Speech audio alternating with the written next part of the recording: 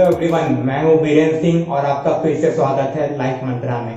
इस समय भारत और चाइना के बीच जो सीमा विवाद चल रहा है उसकी जानकारी तो आप लोग को होगी। तो अब आइए इसी टॉपिक पे हम बात करते हैं कि आखिर ऐसा हो क्यों रहा है और चीन इस तरीके की हरकत समय समय पे क्यों करता रहता है।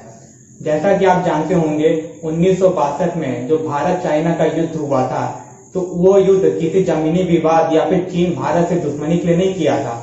चीन की कुछ आंतरिक समस्याएं होती हैं जिनसे अपनी जनता का ध्यान भटकाने के लिए चीन ऐसा करता है। तो 1962 का जो युद्ध हुआ था उस समय चीन में 4 साल का भीषण अकाल पड़ा हुआ था, जिसके कारण वहां की जनता विद्रोही हो रही थी। तो इस तरीके से अपनी जनता का ध्यान भटकाने के लिए चीन ने भारत के साथ युद्ध शुरू कर दिया, जिससे कि उसकी जनता उसके साथ आ जाए।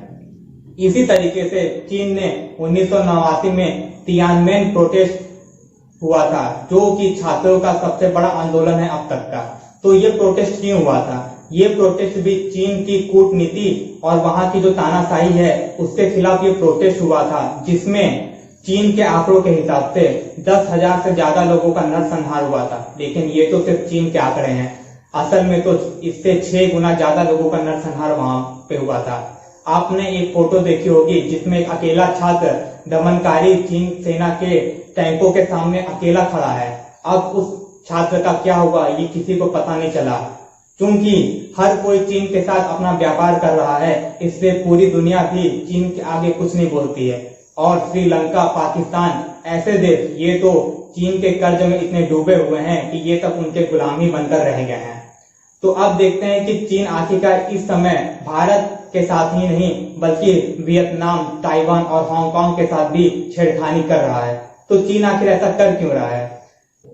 आज कोरोना के प्रभाव से चीन में फैक्ट्रियां बंद हैं, वहां पे एक्सपोर्ट बंद है और वहां की बेरोजगारी 20% तक बढ़ रही है। तो इस हालात में चीन की जो जनसंख्या है वो लोग क्रांति करने के लिए तैयार हैं। तो अब यही एक मौका है जब हम चीन को उसके घुटनों पे ला सकते हैं। अगर देखा जाए तो चीन को अपनी जीडीपी को बढ़ाए रखना बहुत जरूरी है। अगर वहां की जीडीपी कम होने लगी तो वहां की जो जनसंख्या है वो क्रांति पे आ जाएगी। इस बार हमें क्या करना है? अब हमें हमारी सैनिकों के बुलेट पावर से ज्यादा हमारे वॉलेट पावर की जरूरत है। तो अब हम सोनम वांगचुक, जिन्होंने इस पहल की शुरुआत की है boycott made in China movement की, तो इस वीडियो के माध्यम से मैं भी अपना एक छोटा सा योगदान देने जा रहा हूँ। इस बार हमें बुलेट पावर से ज्यादा अपने वॉलेट पावर को दिखाना होगा। अब हम जानते हैं कि प्रैक्टिकली हम चाइना के प्रोडक्ट को बाइकॉट किस तरीके से कर सकते हैं। अगर हम 2014 और 15 का डाटा देखें तो चाइना ने इंडिया को जो एक्सपोर्ट किए हैं वो $60.4 बिलियन का है, और चाइना और इंडिया ने जो सामान चाइना को भेजा है वो सिर्फ $11.9 बिलियन का है।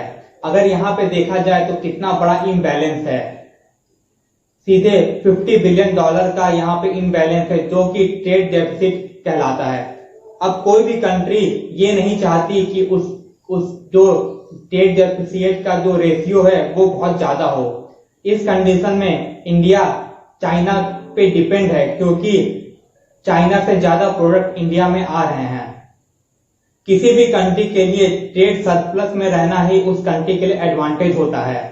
हम क्या कर सकते हैं कि हम भी ट्रेड सरप्लस की सिचुएशन में आ जाएं। अगर देखें कि हम जो भी हमारा चाइना और इंडिया के बीच जो ट्रेड हो रहे हैं, अगर हम उन्हें 50% तक घटा दें तो चाइना को जहां वो $60 बिलियन का सामान इंडिया में भेज रही थी उसे $30 बिलियन का भारी नुकसान सहना पड़ सकता है। और इंडिया जो कि $10 बिलियन का सामान चाइना को भेज रही थी, तो इंडिया को सिर्फ $5 बिलियन का ही नुकसान सहना पड़ेगा। अब बहुत से लोगों के मन में ये आएगा कि हमारी गवर्नमेंट इस चीज को बैन क्यों नहीं कर देती। तो बैन करना इसका सॉल्यूशन नहीं है।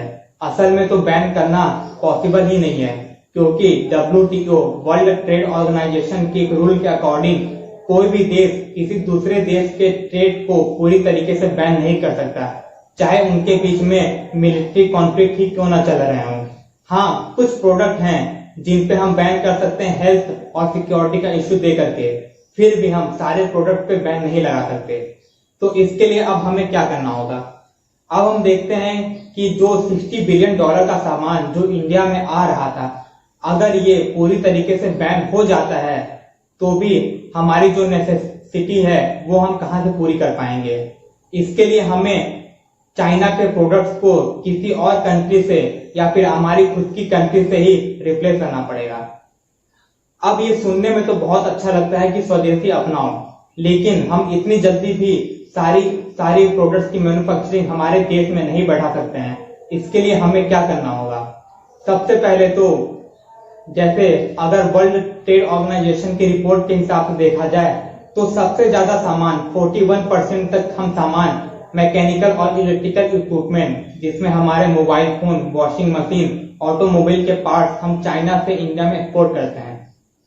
तो इसके लिए हमें जापान से हम कांटेक्ट कर सकते हैं, ताइवान से कांटेक्ट कर सकते हैं, साउथ कोरिया से कांटेक्ट कर सकते हैं। ये सारे वो देश हैं जो ये सभी प्रोडक्ट बनाते हैं जो हम चाइना से भी अपने देश में लाते हैं।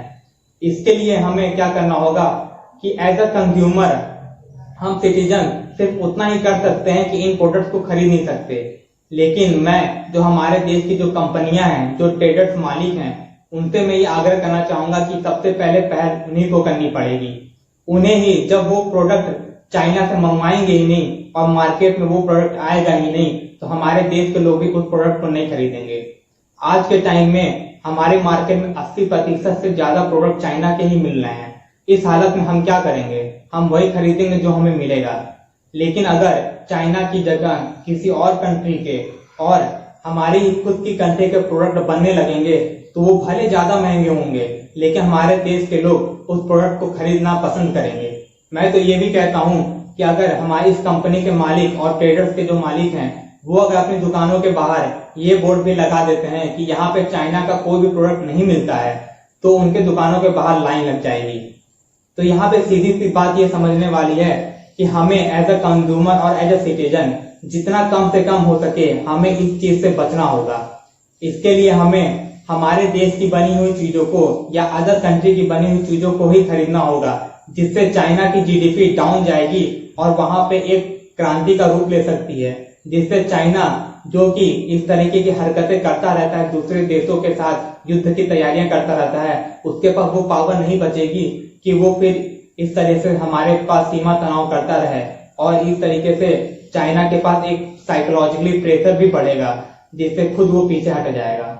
डिप्लोमेटिक तरीके से हम ये कर सकते हैं कि हमारे देश और ताइवान के बीच का जो संबंध है उसमें बहुत ज्यादा पोटेंशियल है अभी, तो इसको हम बहुत आगे तक लेकर के जा सकते हैं।